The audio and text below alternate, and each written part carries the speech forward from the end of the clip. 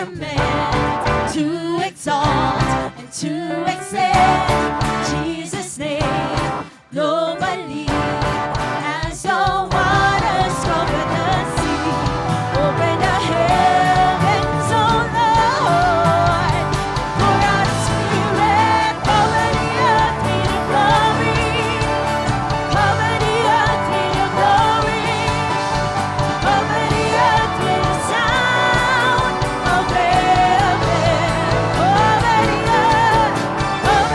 earth with your glory, cover the earth with your glory, cover the earth with the sound of heaven, cover the earth.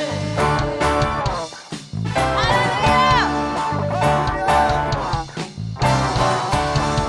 Let me speak what you say. Let the sound prepare the way.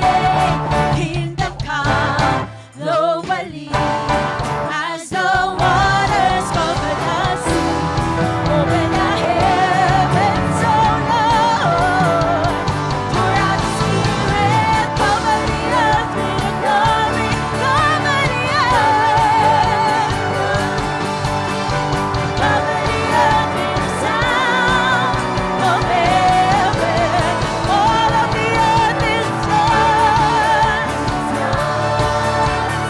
All of the nations adore you. Cover the earth with the sound of heaven. Come on, sing my voices, church. Say, cover the earth with your glory. Cover the earth with your glory.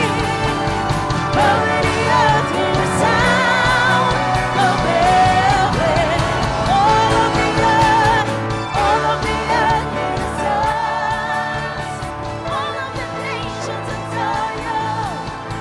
Cover the earth with the sound of heaven. Cover the earth. Thank you, Lord Jesus, for as you open heavens, the earth will be filled with your glory. Thank you, Lord Jesus. Come on, church, just say, open up the heavenlies. Let a new sound be released. As the waters cover the sea, cover the earth. Open up the heavenlies. Open up the heavenlies. Let a new sound be released. As the waters cover the sea, cover the earth. Open up the heavenlies. Let a new sound be released. As the waters cover the sea, cover the earth. Come on, church, sing your voices and say, open up the heavenlies. Let a new sound be released. As the waters cover the sea, cover the earth. Once again, say, open up the heavenlies. Let a new sound be released. As the waters cover the sea, cover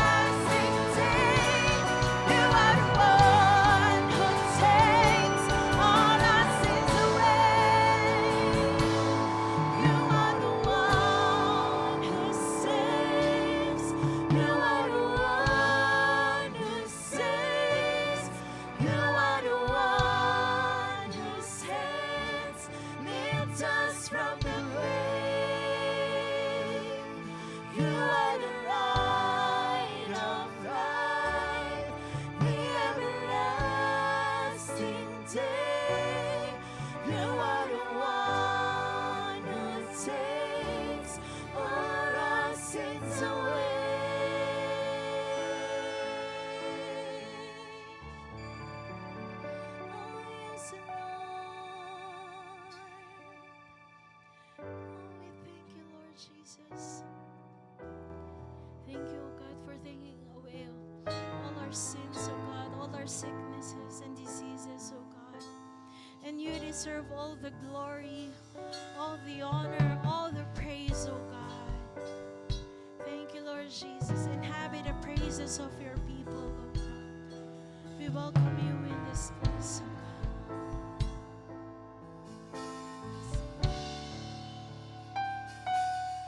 You deserve the glory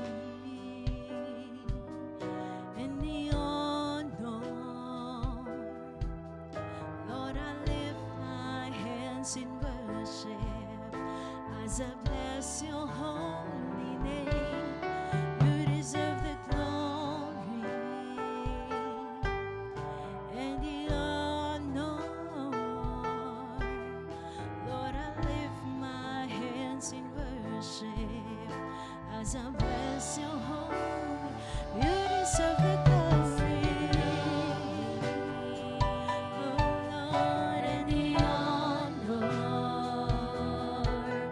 Lord, I lift my hands in worship as I bless your holy name. You deserve the glory and the honor. Lord, I lift my hands in worship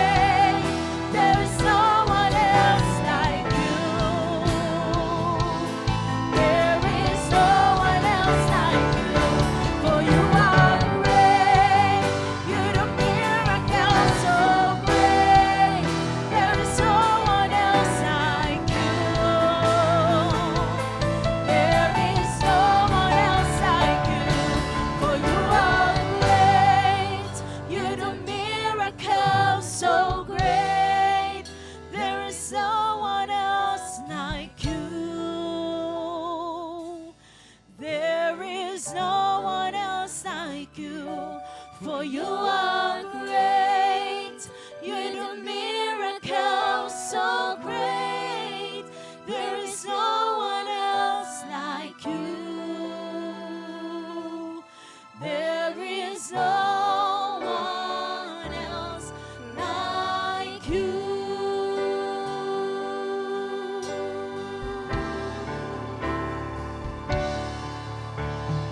Holy, holy, holy are you, Lord.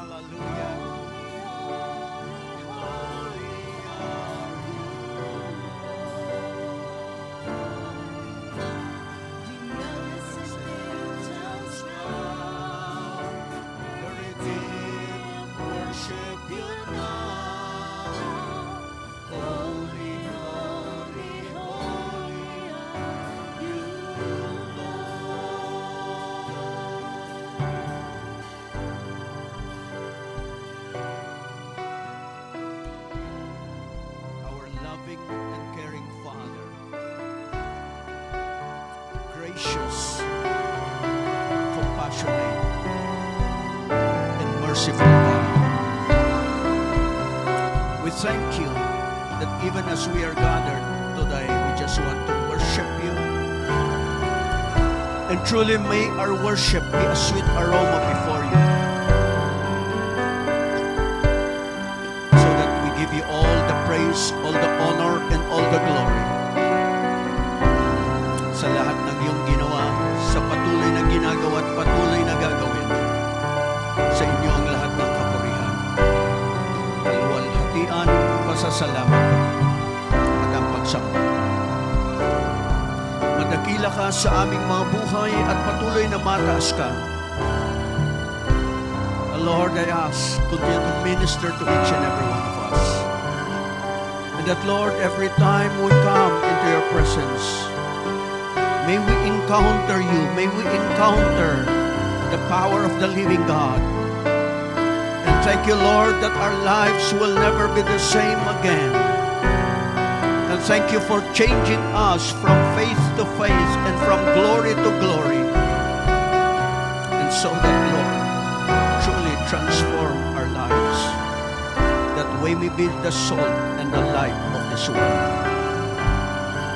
Patuloy na iyong katagpuin, patuloy na iyong pagpalain, at patuloy na buksan ang puso't isipan ng bawat isa, at hayaan na marinig namin ang iyong pangungusap, maengkwentro namin ang iyong Espiritu Santo, at tunay na mabago ang buhay ng bawat isa, hindi man sa isang iglat, kundi, Lord, you will continue to transform each and every one until the image of Christ is seen in our lives.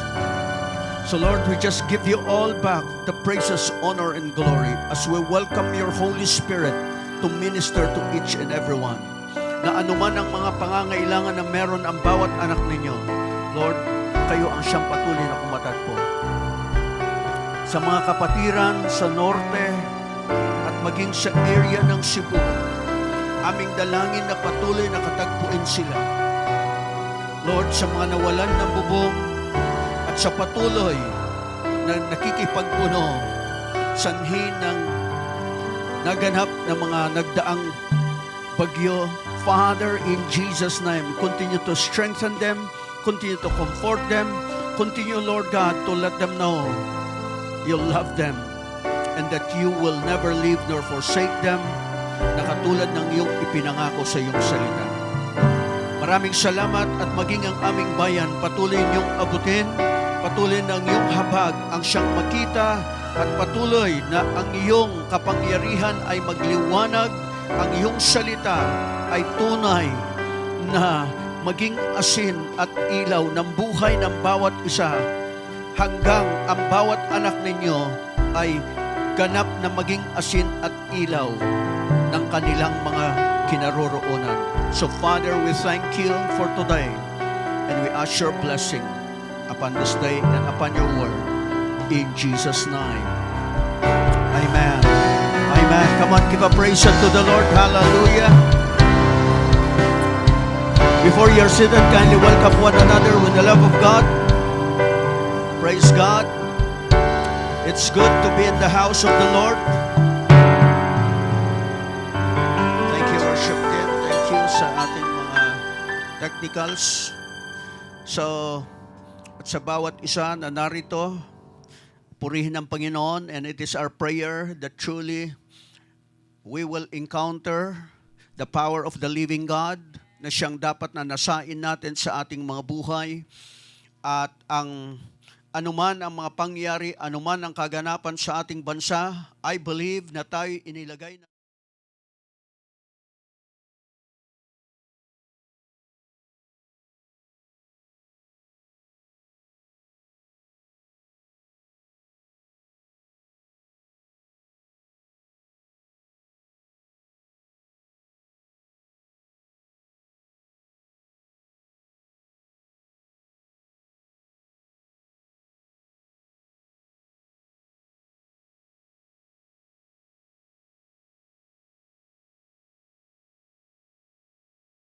bukang bibig ng marami at kung ano yung mga naipopost sa mga social media, kundi dapat ikaw at ako bilang mga anak ng Diyos, bilang mga isinilang na muli sa kaharian ng Diyos, na yung buhay natin ay magsimulang mangusap. Ito ay isang bagay na tatandaan natin. Anumang nakikita natin sa ating panahon, sa ngayon, sa kasalukuyan, at maging yung pangyayari sa ating gobyerno, hindi po yan nangyari overnight. Okay? Parang isang tao ho yan. Wala hong isinilang sa atin na pagkasilang mo pa lamang ay meron ka ng sakit na diabetes. O kaya walang isinilang na habang ikaw ay bata pa, high blood ka na. Okay? At kung ating titingnan, maging tayo, maging ang ating mga katawan, iyan ay bunga ng mga pagdedesisyon na ginawa natin nung nakaraan. Di po ba? Come on. Yung size mo ba na biglang lumaki ay isang iglap lang yan? Or still, it's part of your choice? Choice natin yan. Okay? Kaya nga kung tingnan mo ngayon ang itsura ng isang tao, iyan ay merong kaugnayan sa kanyang nakaraan. Hindi mo pwedeng sabihin na, well, paggising niya isang umaga, ganyan na siya. Hindi. Parang katulad din lang yan nung ma-in-love ka. Nung ma-in-love ka, ano nakita mo doon sa tao na yung inibig? Di ba? And afterwards, anuman ang kinahinatnan ng buhay, iyan ay bahagi ng kung ano ang naging desisyon ng mga nagdaang panahon. That's why today as believers, I just want to remind each and every one of us, nasa atin ang susi. Wala sa sanlibutan. Madalas na sinasabi, if my people who are called by my name shall humble themselves and turn from their wicked ways, then I will hear their prayers and heal their land. Gusto natin ng pagbabago, pero ang pagbabago ay hindi ho nagmumula sa labas. Kahit palitan nyo lahat ng nanunungkulan o kahit na sistema ng sanlibutan o sistema ng gobyerno, wala pa ring mga pagbabago yan. Dahil ang totoong pagbabago ay naroon sa loob ng bawat isa sa atin. And especially sa atin na mga tinawag o isinilang na muli. That's why our lives, that's why when Jesus Christ, after resurrection, ang sinabi niya is, go and preach the gospel. Dahil ang pwedeng bumago ng buhay ng isang tao, walang iba kundi ang ebanghelyo. Walang iba kundi ang ginawa ng ating Panginoong Hesus. Kahit ano pang hinaing ang i-post mo dyan sa Facebook, hindi mababago ang tao. Ang i-post mo, salita ng Diyos. At ang dapat na lumabas sa bibig natin bilang mga anak ng Diyos, walang iba kundi ang kanyang mga pangako. So if you have your Bibles, go with me. Dahil tayo ay templo ng Diyos, tayo ay tahanan ng banal na Espiritu. You see, every Sunday, kapag dumarating ang ganitong araw ng pagsamba, dapat excited tayo. It should not be a burden. Kasi nagpa-practice tayo para sa ating susunod na kapanahunan o sa susunod na buhay natin. Paano kapag naroon ka na sa presensya ng Diyos? Paano kapag naroon na sa langit? At kung ikaw ay hindi marunong sumamba, hindi marunong umawit, pero kayang-kaya nating umawit kahit saan. Diba? Pero paano pagdating sa presensya ng Diyos? Paano pag sa langit OP ka? Out of place ka. See? Because first and foremost, well, dito pa lamang, dito ang praktisan natin. Kung hindi ka magiging masaya sa araw ng Panginoon, paano ka magiging masaya sa kalangitan? Paano ka mag-i-enjoy? And even sa buhay na to, the very thing that will change actually nations will be no other than ikaw at ako, yung maging panalangin natin, Lord, cover the earth with your glory. Cover the earth with the knowledge of the Lord. At saan magsisimula yon? Sa buhay mo, sa buhay ko. Hindi sinasabi na maging perfect tayo. Hindi sinasabi na ang dapat na ikaw at ako ay yung bang di makabasag pinggan. No! Kung ano yung patuloy na ginagawa ng Panginoon sa buhay natin, dapat unti-unti ay nakikita, unti-unti nagtatransform. Because actually, we are transformers. Okay? Alam ko na marami sa inyo nanonood ng pelikulang Transformers. So, the thing is, transform na ng Diyos ang loob natin at yung transformation na yon na naganap sa loob ay dapat na makita sa labas. Paano makikita sa labas? Kapag ikaw at ako na in love sa salita ng Diyos. Okay? It is an ongoing process. Hindi pa tapos ang Diyos. Maaring sa iba sa atin, di ba meron tayong tinatawag na slow learner. Merong mga fast learner. Pero hindi lahat ng tao kasi pare-parehas. Kaya wala tayong karapatan na paghanapan ng pagbabago ang isang tao. Ang dapat na hanapin natin ay yung tayo mismo ang magbago. So if you have your Bibles, turn with me in Romans chapter 12 verses 1 and 2, na kung saan nitong nakaraan ay ating pinag-uusapan, na ang pangunahin na dapat makita ng bawat isa sa atin ay walang iba kundi yung ikaw mismo. Walang iba kundi ikaw at ako. Okay? That we will learn to know and understand na ang desire ng Panginoon, malaman natin, matutunan natin, ano yung mayamang biyaya ng Diyos sa atin. Ano yung kanyang habag sa atin na hindi natin kayang suklian.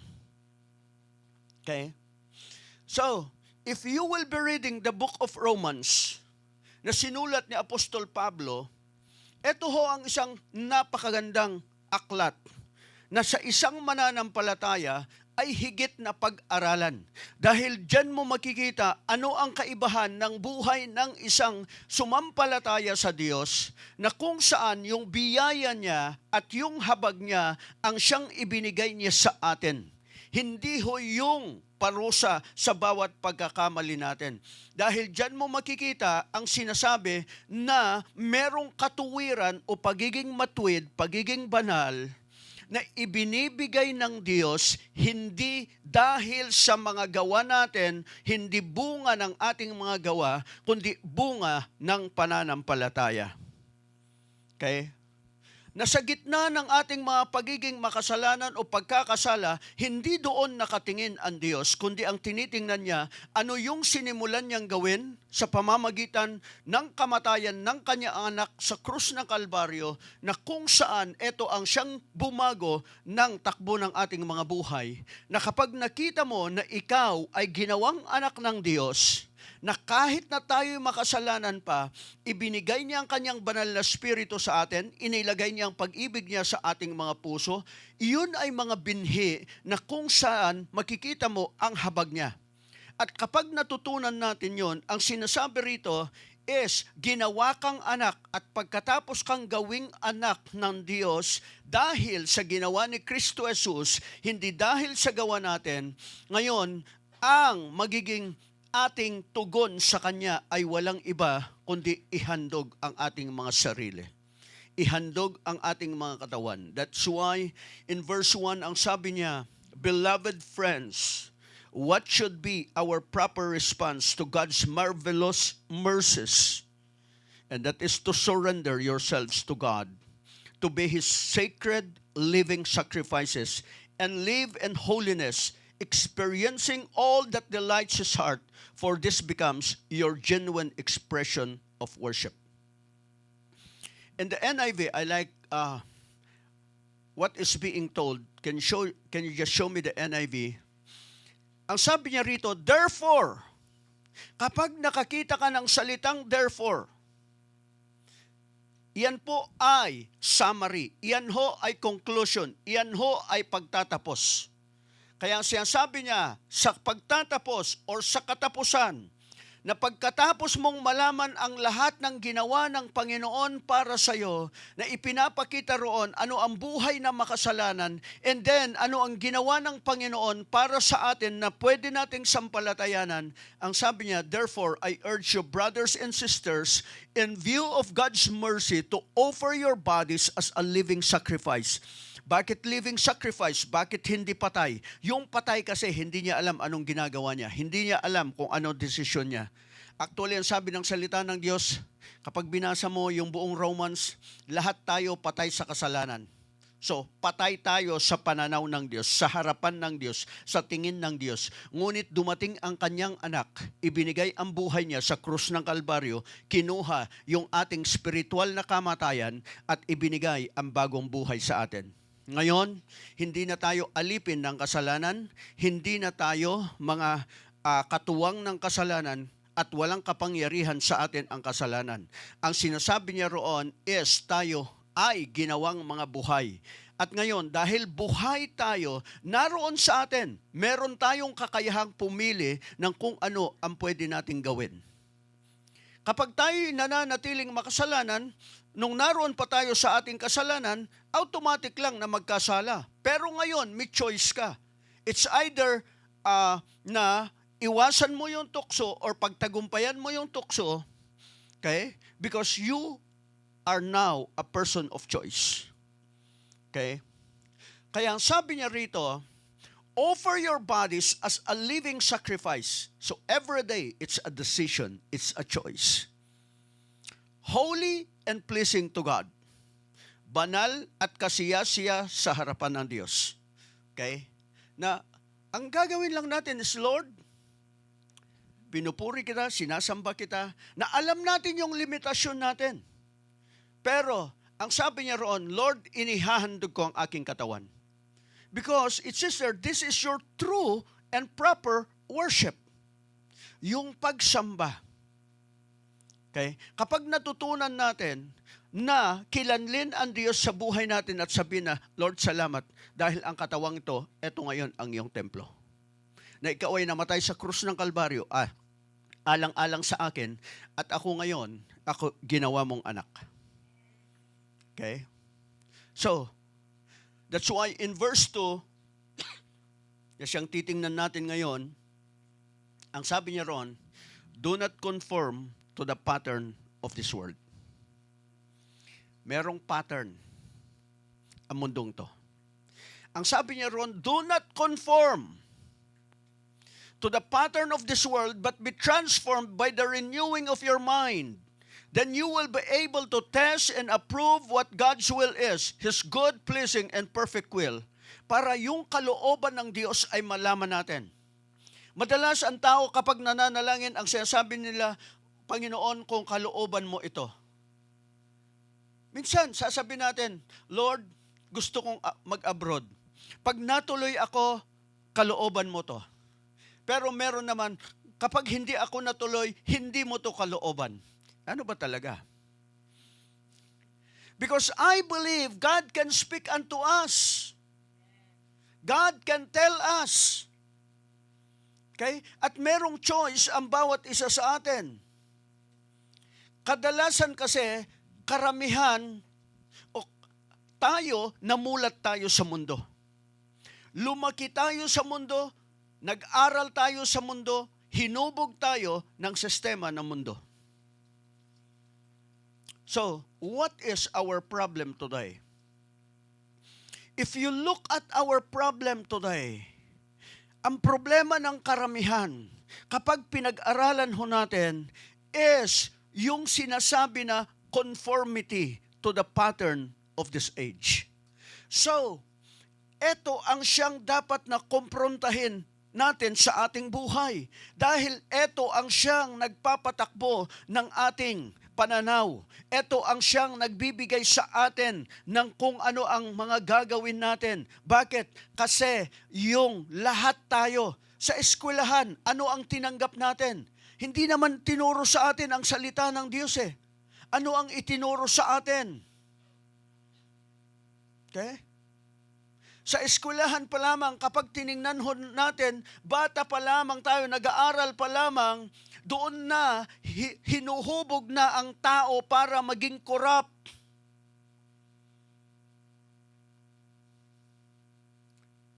Kaya ngayon, nagsisigaw tayo ng korupsyon, pero saan nagsisimula yung korupsyon? Sino nagpapasimula ng korupsyon? Ay yung mga magulang natin eh. Ano ang patuloy na binibigay kay teacher para yung anak ay mailagay sa honor roll?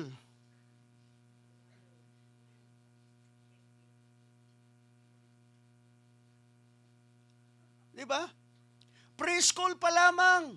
Nagsisimula pa lamang. And then, doon pa lamang, hinuhubog na yung ating kaisipan.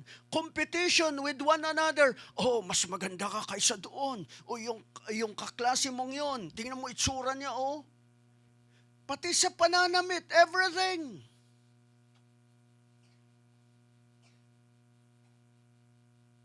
So, conformity. So, ang salitang conform, we need to learn to understand na ang kahulugan nito, tayo ay hinuhulma. Tayo ay hinuhubog. Tayo ay, ang tawag doon, molde. Kumbaga, tinatapyas ka at inilalagay ka sa kung ano ang panuntunan. Na ang kadalasan ang sinasabi is, ang hanapin mo yung green pasture. Ano yung green pasture sa atin? Kung saan ka uunlad. So kaya nung mauso ang computer noon sa panahon namin, ang sabi nila, mag-aral na lang kayo ng computer.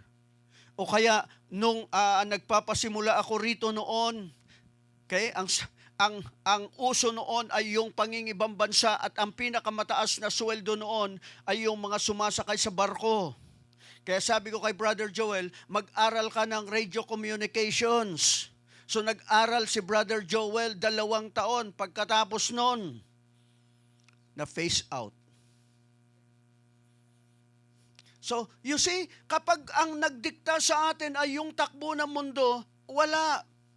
So dumating yung panahon, mag-caregiver na lang. Kaya, ultimo doktor na pumupunta ng Amerika, bago pumunta ng Amerika, ay nagiging caregiver muna. Nag-aaral ng kurso ng pagiging caregiver. Bakit? Dahil mas mataas ang sweldo. Eh ngayon, anong mas mataas na sweldo? Ha? Kaya lahat ngayon gustong maging engineer. Saan gustong magsipagtrabaho? O, yun ang kalakaran ng mundo. DPWH. O kaya sa BOC, sa Bureau of Customs. Ang nasisilip lang ngayon yung DPWH. Pero kahit saan ka pumunta eh. Punta ka lang sa barangay, kukuha ka lang ng clearance eh.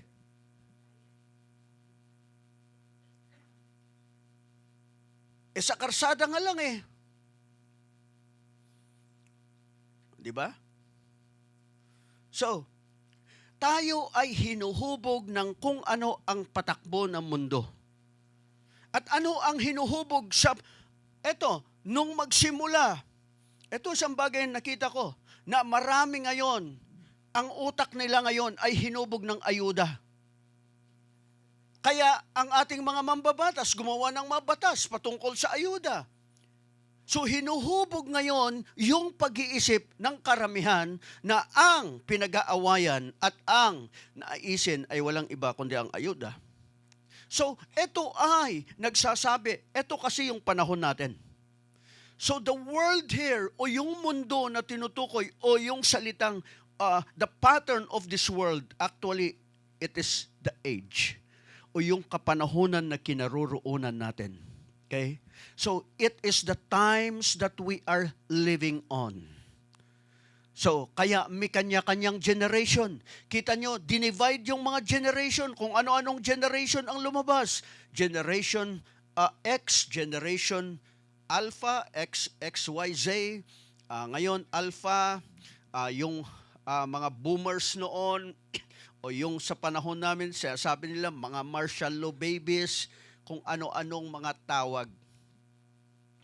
Pero, isa lang yan. Ang dapat nating makita is hindi tayo dapat nadadala ng kung ano ang takbo ng ating kapanahonan ngayon. Ang dapat na mangyari sa atin, ikaw at ako, hubugin ng salita ng Diyos. You have to understand na lalo na itong Kapaskuhan, ang pinakamaganda is bumili kayo ng maganda-gandang Biblia. Kung kaya niyong bumili ng magkanong halaga ng cellphone, then how much more dapat ang Biblia? Dahil ito ang siyang totoong babago ng ating buhay. Okay? Huwag tayong tumingin sa mga politiko. Panalangin natin sila na makakilala sila sa Panginoon. Panalangin natin ma-born again sila. Okay? At ang mga born again, totoong maging born again. Amen. Okay? So, because you have to understand, ang sabi ng ating Panginoon, go and make disciples. Na yung ikaw at ako, tayo maging mga alagad ng Panginoon. May kanya-kanya tayong mundong ginagalawan. May kanya-kanya tayong tinatawag na circle of influence. Okay? So, ako, halimbawa, doon sa mundong ginagalawan ninyo, hindi yun ang mundong ginagalawan ko. Iba yung mundong ginagalawan ko. Kung titingnan ho natin, yung mga sumunod na talata, especially in verse 3, magkakaiba ang ginawa ng Diyos sa buhay natin. Magkakaiba yung pinaglagyan ng Diyos sa buhay natin. That's why you have to understand na ang sabi niya roon, na anuman ang biyaya na ibinigay ng Diyos sa buhay mo, or saan ka gumagalaw. Maaring yung iba sa atin sa eskwelahan, yung lengguwahe ng mga naroon sa eskwelahan, lengguwahe ng nasa preschool, hindi ko alam kung ano lengguwahe nila. O lengguwahe ng mga nurses. Tanong niyo Sister Myra, o Sister Dayan, hindi ko alam kung ano yung mga lengguwahe nila. Lalo na pagdating na sa termino ng mga gamot. O kaya yung iba't ibang pagtawag nila sa sakit. O yung sa atin, yung mga kabataan ngayon, ano yung lengguwahe na meron sila? Dati alam natin, wapakels. Ngayon pala, nonchalant. Oh, alam ba nyo, nonchalant, mga magulang na nandito? Ha? Tingnan mo katabi mo. Nonchalant ba yan o ano? Ano opposite nun? Ha? OA? Ano OA? Sa panahon natin nun, overacting. Ngayon, ano yon? Di ba? So, iba-iba. So, makikita mo na ang bawat isa sa atin, merong pinaglagyan ang Diyos. Ano ang dapat na mabago? Ano ang dapat na mag-transform sa atin? So, kung meron tayong problemang kinakaharap, walang iba kundi yung sistema ng sanlibutan. Maging sa church, nahubog tayo, dapat pagpunta mo sa church, ang kilos mo'y dapat ganito. Oh. Ano kayo, zombie? Hindi pwedeng zombie, di ba? O kumbaga, bawal tumawa sa church, bawal humalakhak. Ano ka? Dapat ang pinakamasayang lugar ay walang iba kundi sa loob ng church. Hindi tayo dapat mukhang papaya. Amen. At hindi tayo dapat nakasuot na damit ng mga husgado. Tingnan mo damit niya to. Ano? Hindi tayo hukom. Amen. So that's why, as people of God, ano ang solusyon natin? If there is a problem today confronting us even inside the church, then we need to learn to see things in a different way. Kaya nga dapat magbasa tayo ng Biblia. Ano solusyon natin? Transformation by the renewing of our minds. Magkaroon ng pagbabago na ang ating isipan, pangunahin, magbago yung ating pag-iisip. So, kung kayo ay nakakita ng butterfly, bago maging butterfly yan, ano ang nangyayari sa kanya? Ano yung pinagdaraanan niya? Anong pinagdaraanan niya? Ha?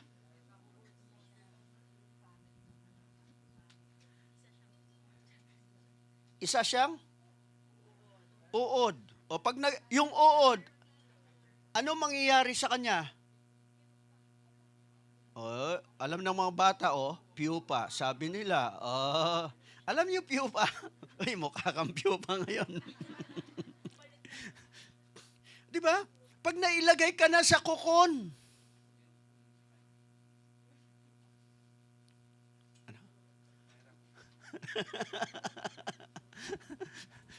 di ba?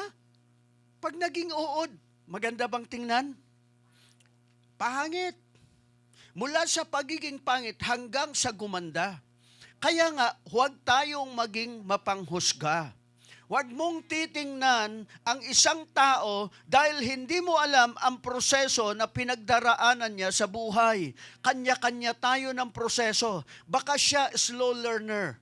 Gaano katagal ang slow learner? Kaya nga nagkaroon tayo ngayon ng eskwelahan para sa mga slow learner, right? Meron tayong special education system. So, para special mention ka palagi. So, everything. So, hindi lahat pantay-pantay. Hindi mo pwedeng ipantay sa isang tao kung ano ang ginagawa sa iyo ng Diyos. Maging sa buhay ng bawat isa sa atin. Maging yung mga lumalabas sa bibig natin. Wala hong sa isang iglap ay nababago dahil ang kailangan magbago yung isip. Saan ba halimbawa yung pagmumura, saan ba nagsisimula yan? Dito. Nandyan sa puso yan, tapos dito, bago mo ilabas sa bibig mo. Okay? So, that's why, ang salitang transformation, actually walang iba kundi ang salitang renovation. Mas madaling magtayo ng isang building sa bakanting lote kaysa mag-renovate. Tanong natin mga kontraktor, alin ang mas madaling gawin? Yung walang nakatayo o yung meron ng strukturang nakatayo? Yung walang nakatayo. Ang pinakamahirap na i-renovate yung meron ng nakatayo. Halimbawa dito, ano ang naging problema natin? Paano natin susolusyonan yung tubig na tumatagas? Kung pwede lang nating ma-rewind na kumbaga bago magkaroon ng mga kadikit ay maselyuhan muna natin lahat yung labas. Pero hindi pwede. Okay? Gaano katagal yung inabot ng renovation natin? 3 buwan. Yung inaasahan ko, dati 1 linggo, sabi ko 1 linggo, tapos na yan. Balik mo muna doon sa una. Okay? Yan yung itsura dati. Gaano katagal yung inabot? Kasi ang daming dapat bakbakin. Maging sa utak ko natin, napakaraming dapat bakbakin. Tingnan mo katabi mo. Huwag lang yung mukha ang bakbakin, no?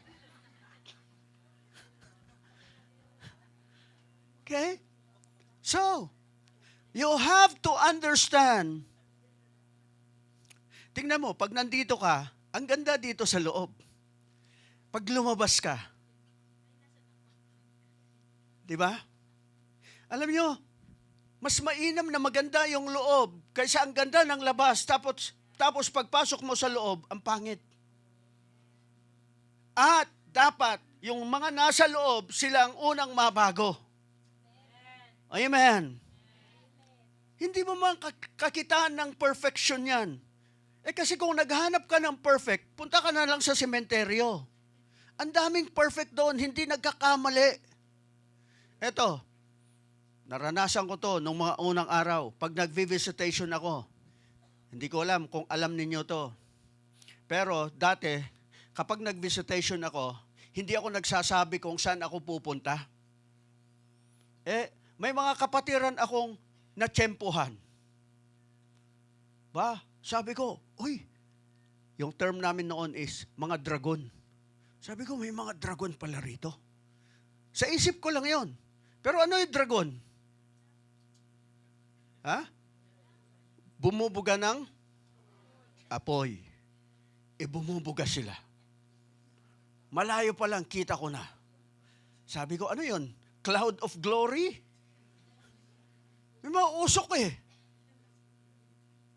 So, palapit ako ng palapit. Nung makita, ay, si pastor, nandyan. Yung isa, nilunok, inilagay sa bibig. Tapos kinakausap ko, ngiti lang ng ngiti, hindi makapagsalita. Bakit? Yung isa, inilagay doon sa ilalim ng palda niya. Akala nila, dadaan lang ako. Nakipagkwentuhan ako. Dahil nakita ko nakipagkwentuhan ako. Maya-maya, umuusok na yung palda ng isa. Sabi ko, uy, may sunog yata. Oh. Yung isa, sabi ko, oh, sister, bakit ayaw niyo magsalita? See? Alam niyo yon? Ha? Alam niyo yung matatanda noon? Pag, di ba, yung sinisindihan, tapos naninigarilyo, ilalagay sa... Pwede pala yon. Ha? O, sino nakaranas nun? Oh. Ganun. See? Alam nyo, kung meron kayong makita, huwag niyong huhusgahan. Okay? Kung meron kang makita, sabi ko, huwag niyo na itapon. Sayang na may pinambili niyo.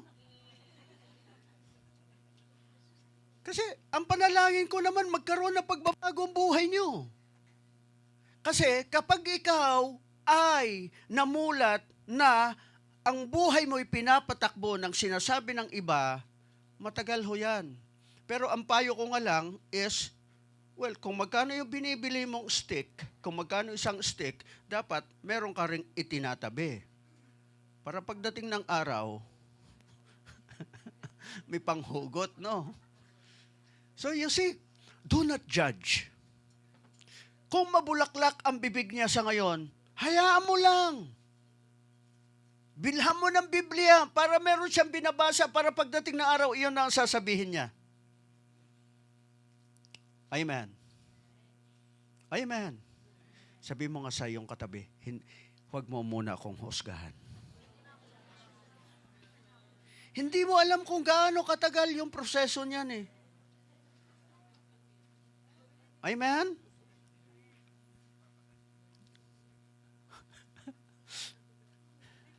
May sarili kayong conference dito ah.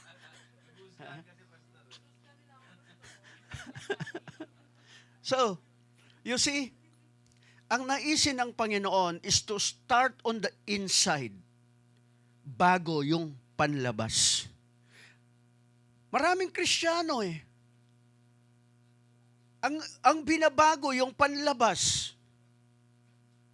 Pero pag piniga na sila ng mga pagsubok, ng mga problema, ang lalabas ay demonyo. Ang Diyos ang pinapalayas muna yung demonyo sa loob. Okay? Ika nga, pag yung piniga mo, yung lemon, ang lalabas, lemon juice. Di ba? Yung grapes, pag piniga yan, ang lalabas, ang Kristiyano, pag piniga, ang lalabas,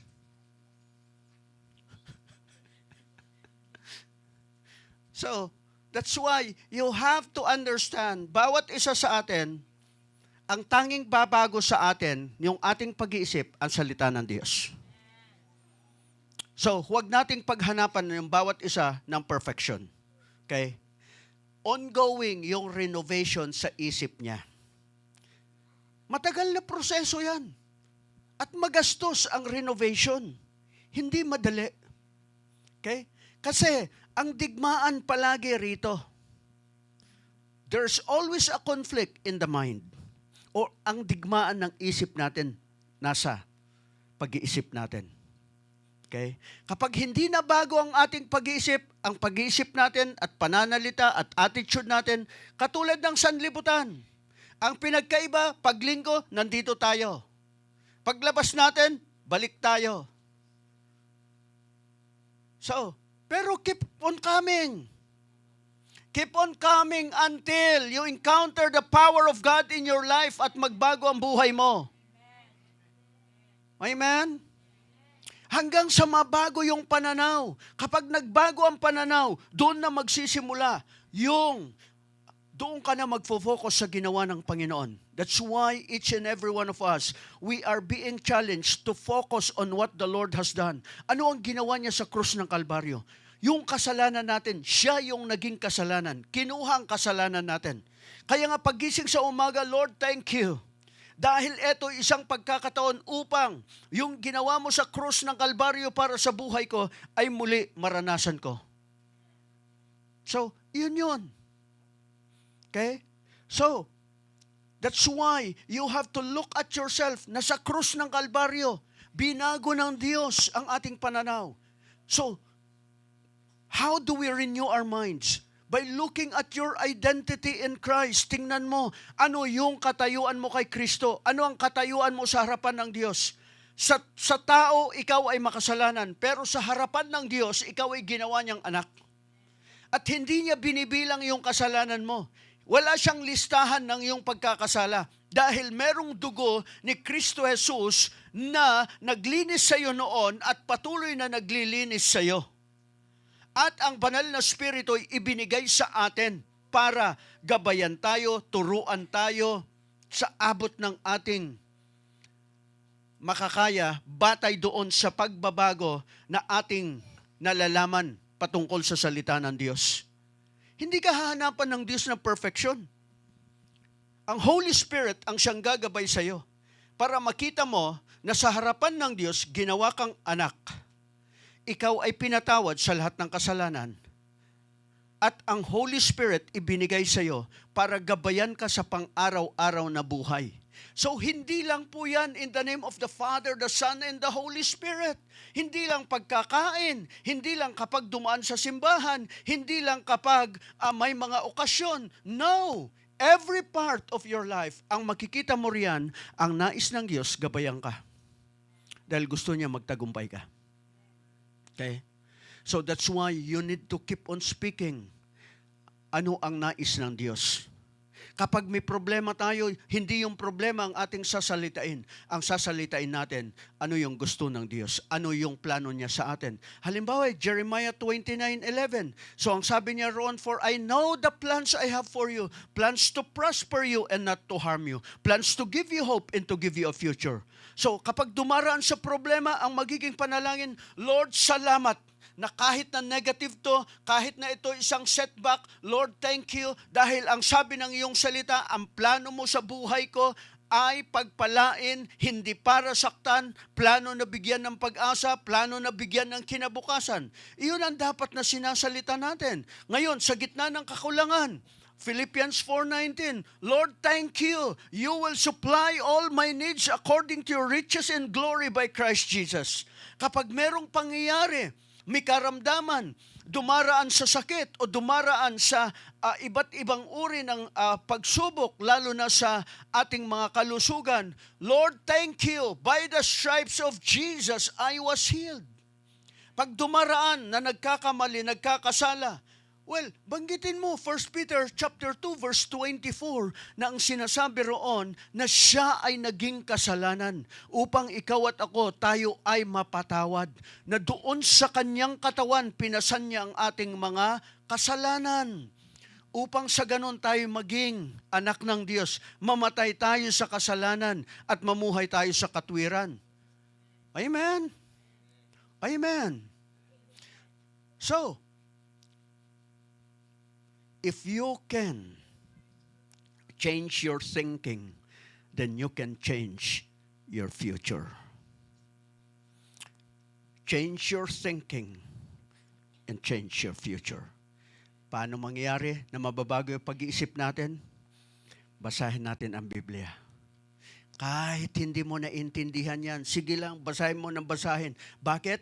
Dahil kahit hindi mo naintindihan yan, ang sabi ng salita ng Diyos, na yung salita niya, ito ay espiritu, ito ay buhay. Kung ang alak ay merong espiritu, di ba? Sinasabi nila ang alak may espiritu o espiritu ng alak. Ha? Alam niyo ba espiritu ng alak? Di mo alam? Oh. Coke lang ang may espiritu. Eh, yung alak, meron di ba? Meron? Brother Pecto, meron? Oh, di ba? Meron. O ito, espiritu din. So, kapag uminom ka ng alak, tatamaan ka. Eh pag ang Biblia, basahin mo ng basahin na kahit hindi mo naintindihan yan, ipapaunawa ng banal na espiritu dahil iyan ay espiritu at iyan ay buhay. Okay? Lalo na kapag binasa mo aklat ng Romans o kaya aklat ng John, Ebanghelyo ni San Juan, makikita mo riyan na ikaw ay ginawang anak ng Diyos. At lahat ay nakabatay sa pamamagitan ng pananampalataya. And you will see, if you can change your mind, then your life will change. Yung panlabas, mababago. Amen? Tayo manalangin. Dakilang Diyos, salamat nga po sa araw na to. Lord, dalangin ko na tulungan niyo ang bawat isa sa amin at hayaan ng iyong banal na espiritu ang siyang gumawa upang magkaroon ng pagbabago ang aming mga pag-iisip.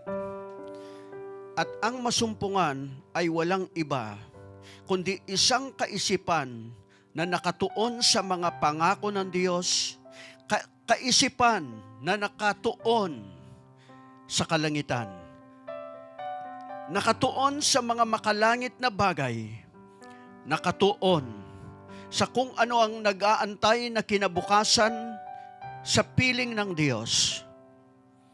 At dalangin ko ang patuloy na pagbabago na siyang magkaroon ng kaganapan sa buhay ng bawat isa. I pray, let the Holy Spirit minister to your people and that we will see change in our lives. Patuloy na iyong katagpuin, patuloy na iyong abutin ang bawat isa. At anuman ang kanilang mga pangangailangan, na masumpungan namin na ang totoong pagbabago ay sa inyo nagmumula at tanging kayo lamang ang makapagbabago ng aming mga puso, ng aming mga isipan, ng aming mga buhay at maging ang kabuhayan.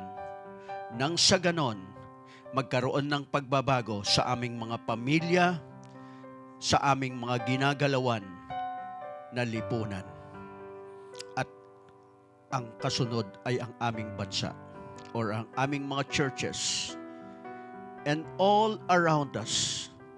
So Father, in Jesus' name, aking ipinagkakatiwala sa iyong kapangyarihan at mapagpalang kamay ang bawat isa. And I say, have your way.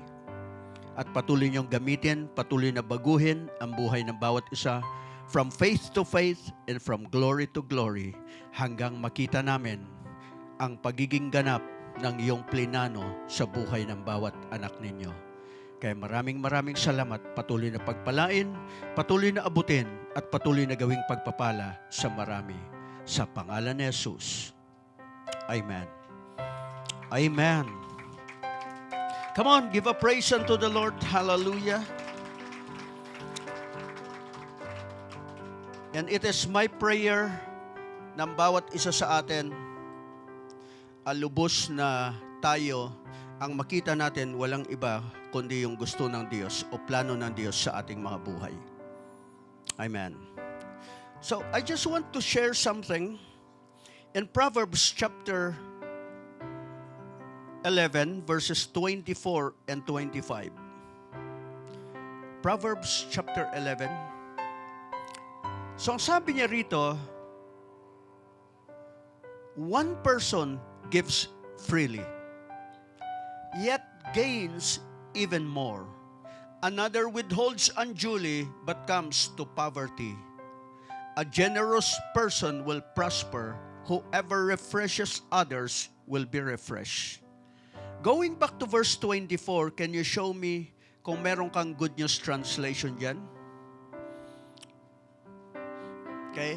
So, it is our prayer ng bawat isa sa atin, maging sa ating mga pag-iisip, pagdating sa ating pananalapi, baguhin natin. Kapag nabago ang pananaw natin patungkol sa pera, hindi tayo magiging utak ayuda. Amen. Amen. So, you see, ang magiging pananaw mo ay maging pagpapala sa iba. Yung magiging pananaw mo, ikaw ay pinagpala para maging pagpapala sa iba. Hanggat hindi na babago ang ganong pananaw, maghahanap tayo palagi ng ayuda at paghahanapan natin palagi ang ibang tao. Kanya nga merong sinasabi palagi na kahit anong kabutihan ang gawin mo sa isang tao, magkamali ka lang ng isang beses na hindi siya bigyan, lahat ng ginawa mong tulong noon makakalimutan, at ang mangyayari, ang hindi makakalimutan, yung isang beses lang na tumanggi ka. Ang nais po ng Diyos sa buhay natin, baguhin yung ating mga kabuhayan. Pag nagbago, yung ating mga pananaw patungkol sa pananalapi. Okay? I thank God sa ating, I give the praise, I give the glory, and I give the honor sa ating Panginoon na siyang gumagawa sa ating kalagitnaan. Marami akong na-encounter sa mga mission trips, Luzon, Visayas at Mindanao at maging sa ibang bansa, na kapag ikaw ay nakarating sa kanila, or ang madalas ang tao, ang pananaw niya, kapag nakakita ng foreigner, ang tingin niya is, oops, may tutulong sa amin. One thing I found out is hindi yung ano ang itutulo, ano ang tulong na ibibigay sa atin, kundi ang dapat na maging pananaw natin, ano ang pwede nating gawin. Parang sa ating bansa, ano pwede nating gawin para sa ating bansa? Sabi ng iba, mag-rally daw tayo. Well, I believe eto, ang pwede nating itulong sa ating bansa, kapag dumarating ang bagyo at bumaha sa lugar natin, huwag mong isabay ang iyong basura na ilalagay sa sako o kaya plastic at sabay na ipapaanod. Tingnan mo katabi mo. Meron ba rito? Ha? O kaya, halimbawa, bumili ka ng candy sa tindahan dahil walang basurahan. Pagsubo mo ng candy, saan mo itatapon yung balat? Saan? Sabi ng mga bata, saan ilalagay? Sa bulsa. Sabi ng matatanda, mukhang magkaiba ang tunog ah. Okay? Halimbawa dito, nakita mo may dumi. Tulungan natin yung Ministry of Helps natin. Pulutin natin yung nakikita natin. Amen? So, tapos yung balat ng candy, totoo yun, ilagay mo sa bulsa mo. Pag nakakita ng basuran, saka mo doon ilagay. Tumulong tayo, gawin natin sa maliit na paraan. hanggang sa umayos. Amen. I praise God. Sabi ko, wow, yung bago nating church ay hindi nagiging burden sa atin o sa akin. Kasi, lalo na nitong magkaroon ng convention sa Tagaytay nitong nakaraan, 2,500 ang registration ng isa. Ang tanong nila, magkano po ba babayaran namin? So, hindi ho natin sila inililibre. At ultimo, nung pumunta ng Korea noon, o nitong nakaraan, hindi ho natin sila inililibre. They are paying their own. Or even their travel coming here to Manila. Sabi ko, wow. Gumagawa ng pagbabago ang Diyos. And that is ang siyang dapat na makita natin. Start to be a blessing. Okay? Learn to give freely and you will see, iyan ang siyang wawasak sa spirito ng kahirapan. Mapagod na tayo sa kahirapan. Ang nasain natin, yung pagsagana. At iyon ay naroon palagi. Ano ba tinatanim natin?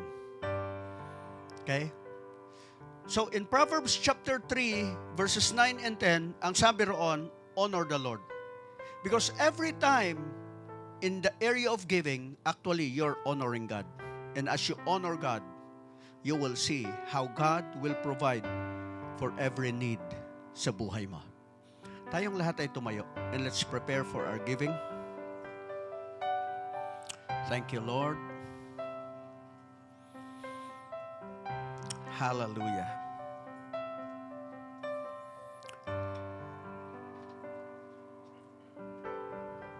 Thank you, Lord. Thank you, Lord. Dakilang Diyos, nagpupuri kami, nagpapasalamat. Alam namin na hindi kayang pantayan ng anumang pagkakaloob ang buhay na iyong ibinigay sa amin. The best gift that we have received is the life that you have given us. And that life is no other than the abundant life, the eternal life, life na kung saan sinabi niyo, overflowing life. And Father, as we are gathered this morning to worship you, we do not only offer our bodies, but even we offer our pockets. And as we honor you, thank you, Lord, that it's your desire to bless us as your children. Na ang naisin nyo ay lubos na magsiunlad, lubos na lakaran ng bawat isa, ang ipinangakong pagpapala kay Abraham, nang sa ganon, kami ay maging pagpapala. Bless to be a blessing. And so that this day we thank you that you are the God who supplies all our needs according to your riches in glory by Christ Jesus. Na kahit kailan di nyo kami iniwan, na katulad ng sinabi nyo, seek ye first the kingdom of God and His righteousness, and all these things shall be added unto you. Maraming salamat, Panginoon, that you have kept on adding things in our lives. Nagsimula sa buhay na walang hanggan na iyong ipinagkaloob sa pamamagitan ni Kristo Jesus. Then unti-unti ay iyong binago ang aming mga kabuhayan at maging ang aming mga katayuan. So that we are so grateful. And we just want to say that one day in your house is better than 1,000 days in the world. And that, Father, as a form of saying thank you, kung paano na pinagpala nyo kami, Lord, we just want to honor you in our giving. We just want to honor you with our tithes. We just want to honor you with our offerings. Or even for seeds in this life. So maraming salamat.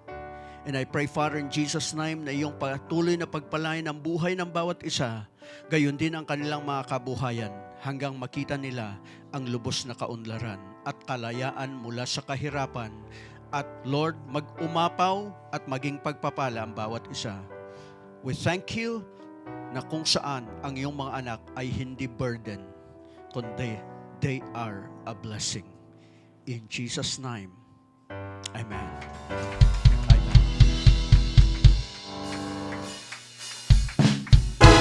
Don't just bow down to the day. Don't just get up on my way. Breaking out of yesterday. I got a new thing coming. Tell this giant in my face, you're not greater than my faith. Best believe me when I say, I got a new thing coming. I got a new thing coming. I got a new thing coming. I got a new thing coming. There is survival right here, right now. There is a fresh wind, and I can hear the sound. Something truly wonderful is happening. There is a difference inside of me, more than a feeling. It's just a prophecy. Something really powerful is happening.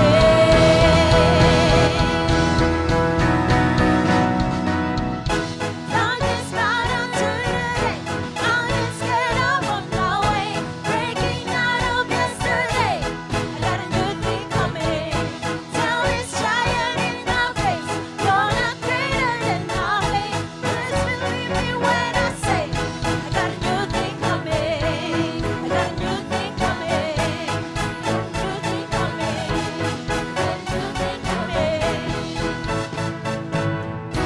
There's an anointing to destroy the yoke, until every stronghold. You gotta let me go.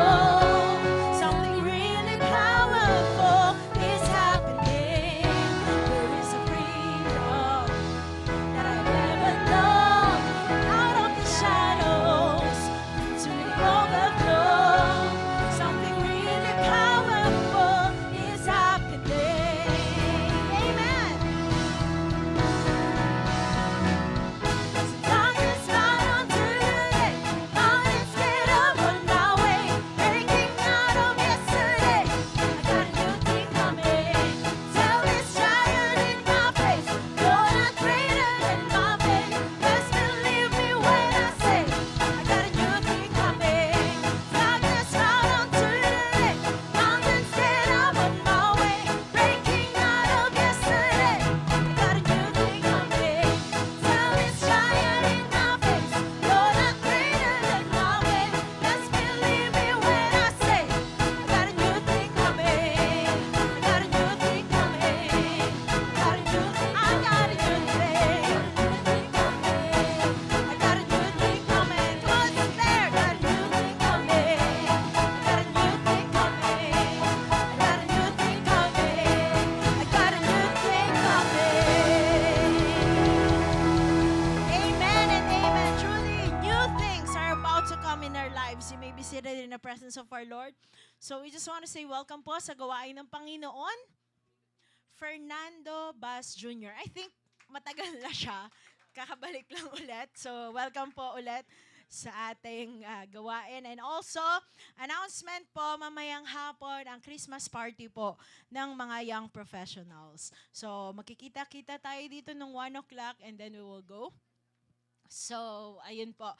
And also, YWAP Christmas party is next week naman, November 30, gaganapin sa may Jollibee Naga Road. So, that's 3 o'clock to 5 p.m. And you have a participation fee of 100 pesos. So, please settle your participation fee with your leaders.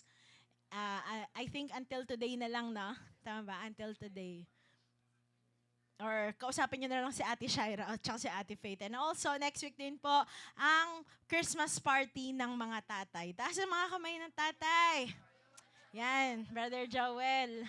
So, November 30 po yan. Yung time nyo po is to be announced, pero dun po kayo sa May Kabalen, South Mall. And of course, meron din po kayong participation fee na 500 pesos. So, kayang-kaya ng mga tatay.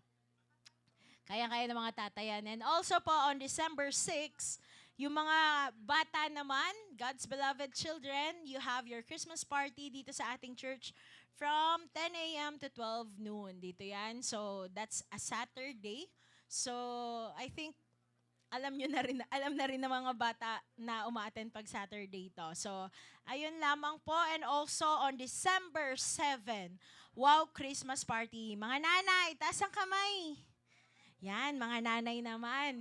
So, December 7 naman po kayo. So, that will be on Jollibee Naga Road then from 6 p.m. to 8 p.m. And you have a participation fee of 200 pesos po. So, ayun lamang po. Tama ba? Leaders, Workers, Christmas Party, December 23. December 21 yan. December 21 yan, 5 p.m. sa may sukat. But, wait for further announcement pagdating dyan sa ano na yan. And other, yung mga gawain po natin sa this coming December is, ano po, tawag dito, i-announce po namin sa inyo by next week para at least hindi kayo, ano nga ba yung schedule, ganto ganyan. So, ayun lamang po.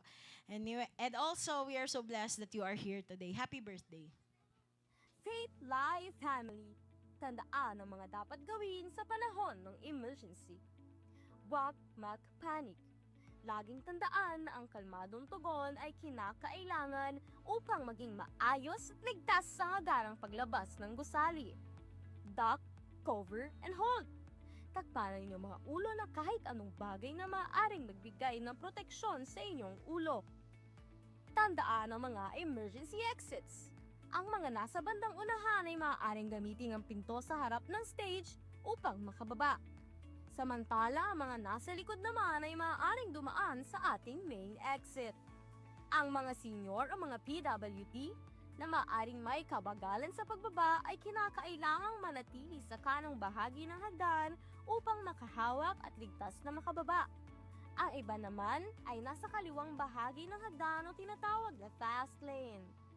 Tandaan na ang maayos at kalmadong paglabas ng gusali ay higit na epektibo para maging ligtas ang paglikas. Iwasan po ang pagmamadali o pag-uunahan upang maging ligtas at maayos ang lahat. Higit sa lahat, magdasal. Walang pinakamabisa at ligtas na paraan kundi ang pagtawag sa ating Diyos at dakilang tagapagligtas. Tandaan ang mga ito at patuloy natin ipagdasal ang bawat isa.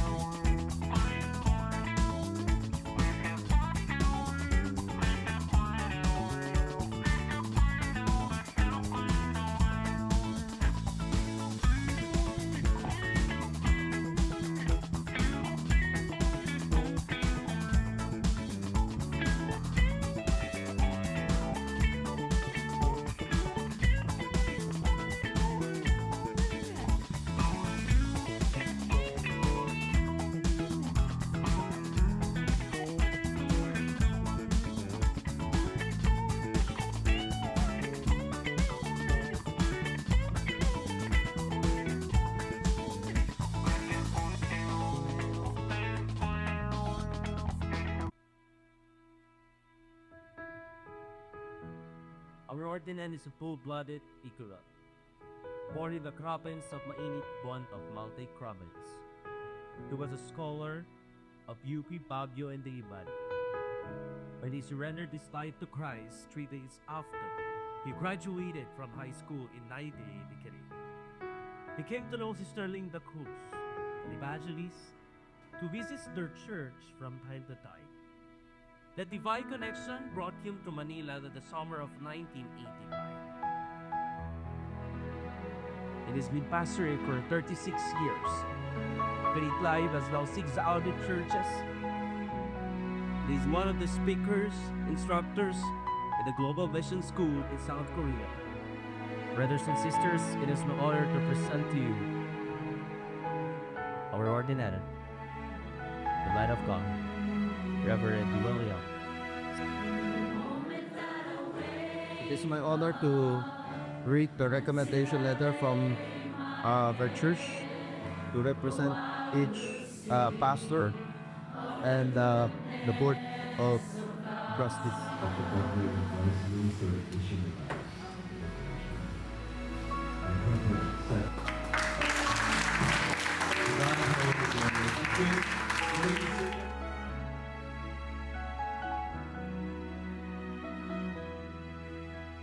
Kapakinabangan, kundi sa hanggang pag-iisip. Tama ng ating pong Bishop William. So, pagpalain po tayo ng Panginoon. Makamuskusin ng iyong kapangyarihan at maging kasangkapan mo rin. That the anointing that flows in this man of God will duplicate, multiply sa lahat ng kanyang pinaglilingkuran. Honor you, Lord. We celebrate.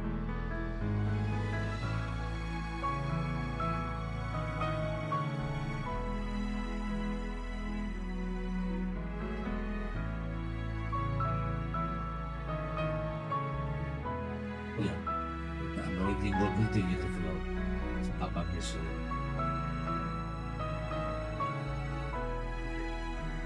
Ang simbolo ng pagkakas ay magtulong sa akin. I will fear no evil, for you are with me. Your body and your strength.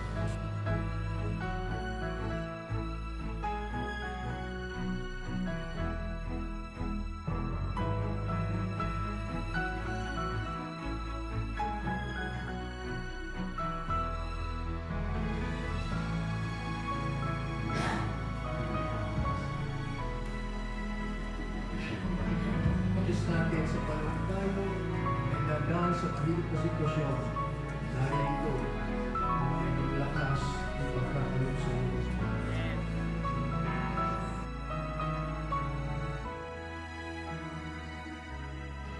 Palasing Senior, Reverend William.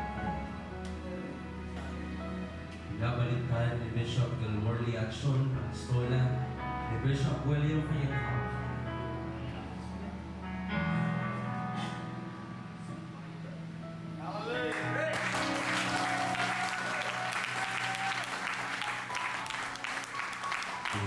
Bishop.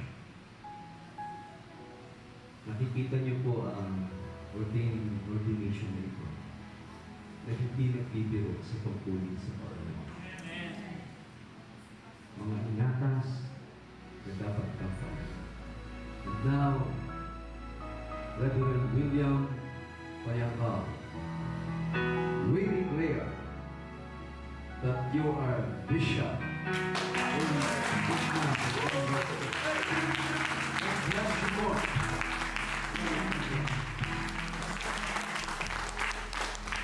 It's all because of the faithfulness and the goodness of God.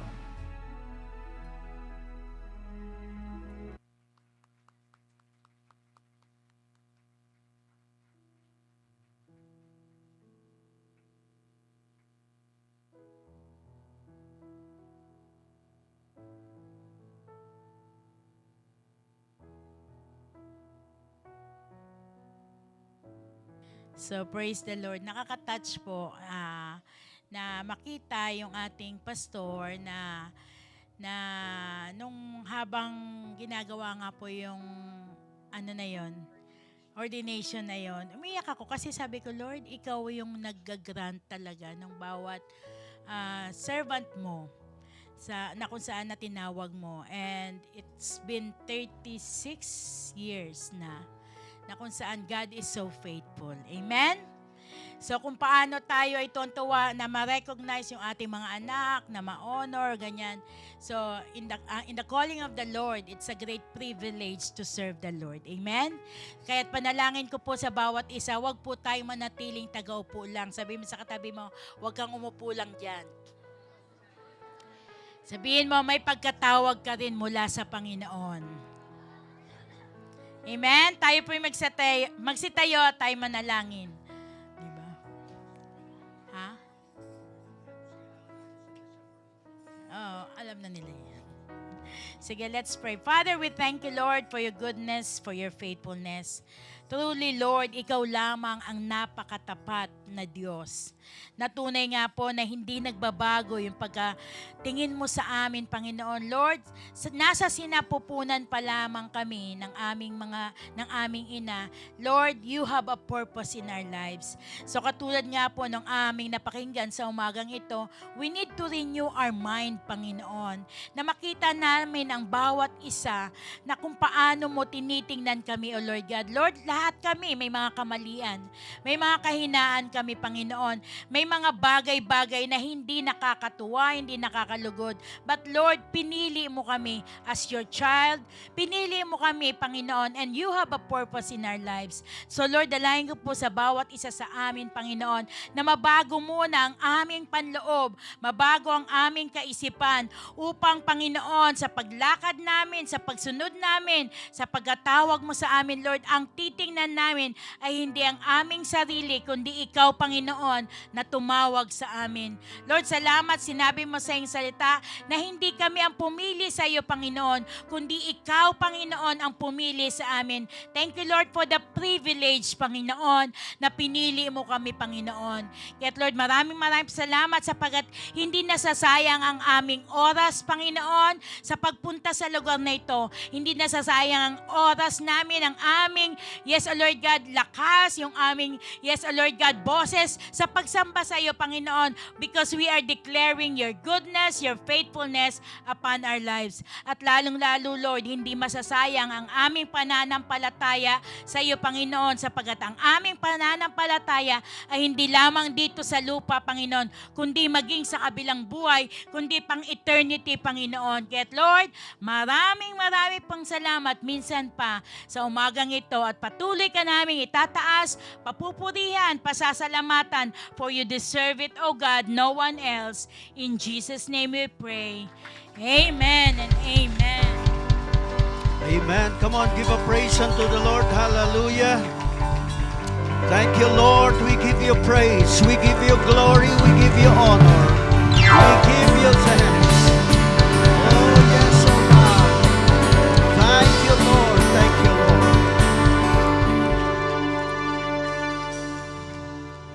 At sa kanyang makapangyarihang kamay at mapagpalang kamay, na tanging siya lamang ang makapag-iingat at makapaglalayo sa bawat isa sa anumang uri ng kapahamakan at kasamaan, kayo'y aking ipinagkakatiwala. Gayon din sa salita ng kanyang biyaya na siyang magpapatibay sa bawat isa upang marating ang itinakdang pamana sa kalagitnaan ng mga mananampalataya. Sumagana ang daloy ng biyaya ng ating Panginoong Hesukristo. Gayon din ang walang hanggang pag-ibig ng Ama na kahit kailan ay di nanunumbat.